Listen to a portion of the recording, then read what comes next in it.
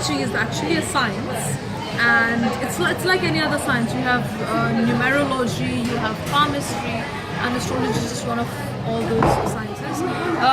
It definitely has relevance. I mean, it's not something that's mythical and that just doesn't exist. It's related to stars, it's related to your destiny and things. It does exist, but the problem these days is that you don't have, for science to work, you need to have really good scientists. Similarly, for astrology to work out, you need to have really good astrologers, which unfortunately in today's date we don't have. Anyone who's that educated, that knowledgeable to work things out, that's just it.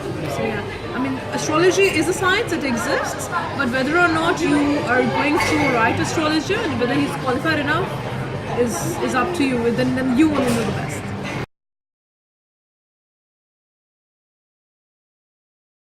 As I said, that when you actually go to all these fortune tellers, right?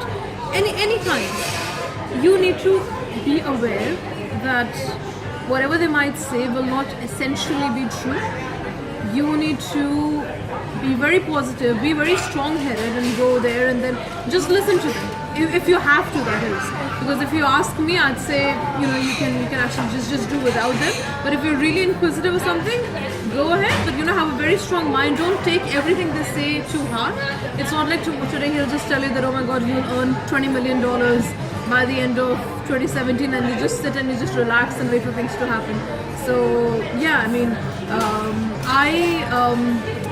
I got a numerology consultancy done with Dr. Sanjay Jamani in 2006, 2007, if I'm not mistaken.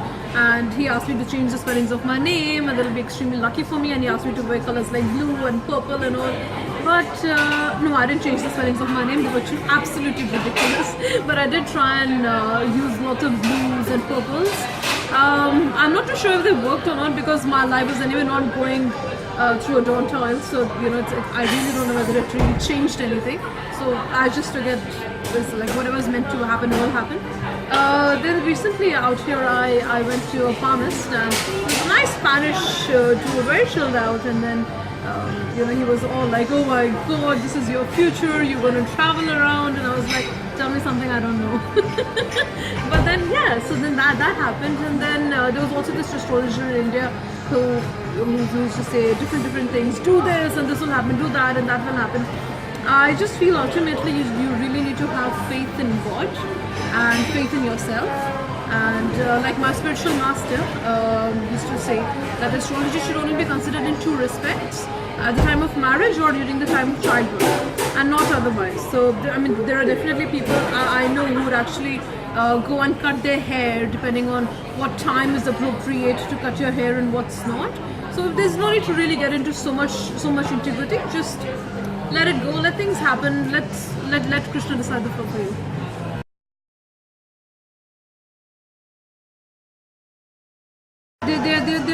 They're more faithful. It's easier to relatively influence women, because they undergo a lot of emotions. I'm not saying that women are weak. No, they're not weak, but women can cry, women can believe, women can shed tears, women can laugh, they can rejoice. They actually experience an array of emotions, and so one of the emotions is definitely insecurities. Women get really attached whenever it comes to relationships, it comes to families and things.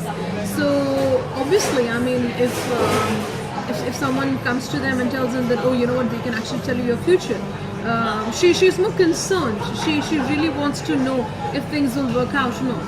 Because if I have a friend who's actually in a long-term relationship, and the man will actually just go like, okay, fine, whatever happens will happen, and the girl is more like, no, you know what, I think we should just go check, just see it. I think it's just very common with women, just the way how they're even by nature. If you'll go and shop, they'll pick out one thing from one place, and then they'll say, okay, wait, I'll just go and check in the other store and compare the prices and see. So I guess women have this tendency to check and understand what's worth it and what's not, and while taking their decisions, they don't want to leave any stone unturned. So I guess that would be a reason why women really turn to astrologers, just to cross check and see, okay, fine, if I'm going to do this, is it worth it? If he's saying so, done, then then that's it. So yeah, pretty much that.